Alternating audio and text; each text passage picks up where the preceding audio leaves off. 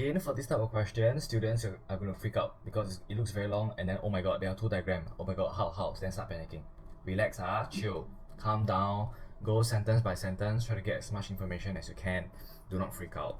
Now, they said that Auntie June had a rectangular notice board, so this is the notice board. And then she had some circular pieces of paper, and each of them has a diameter of 40. So can we write down this one first? So the diameter here, I'm going to write D equals to 40 cm. Okay, which means that your R will be half of the D, so it is 40 divided by 2, giving us 20 cm.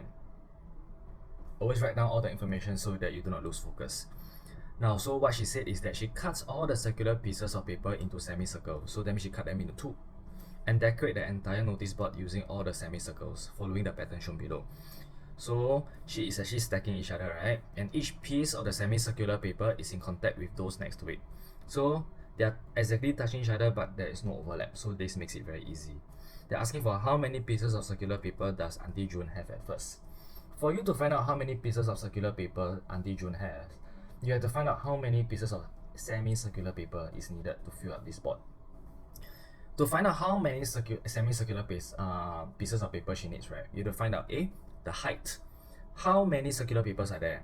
1, 2, 3, 4, 5. So it's 5. 5 semicircular pieces. How about the length?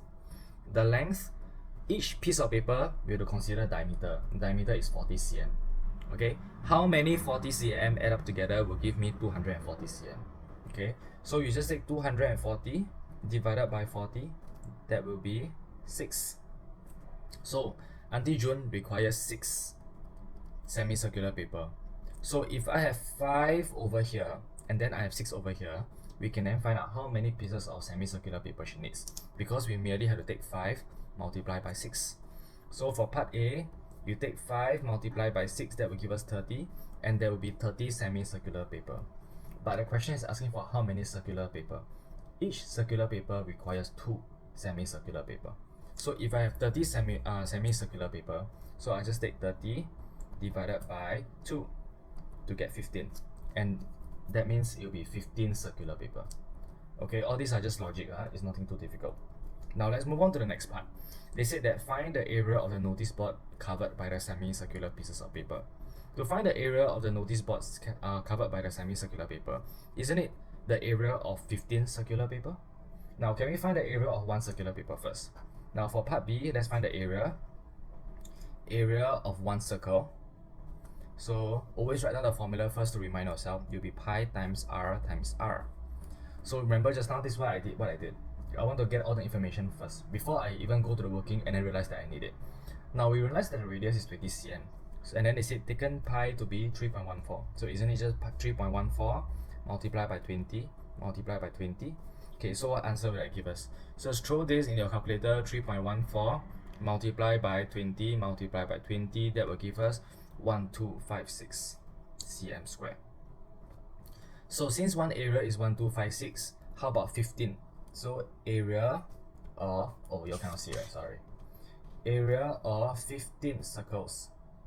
This will be easy because we just have to take 1256 multiplied by 15, and what will that give us? This will give us 18,840 cm squared. So this is the final answer for this. So if you're a parent watching this, please help your child to rationalize through the first portion. Get a dimension ready first and explain to them, how do you get the number of semicircles to fit to the top? And how do you get a number of semicircles to fit from the left to right by doing this? After that, help them to all calm down, okay, relax their mind, and slowly go through this portion, working by working. Okay, so if you all realize the way that I do it, right, I always like to write down the statement, and then my arrow, and then my formula, and then my working. All these are what we consider guiding posts, so that the child will not get the things wrong.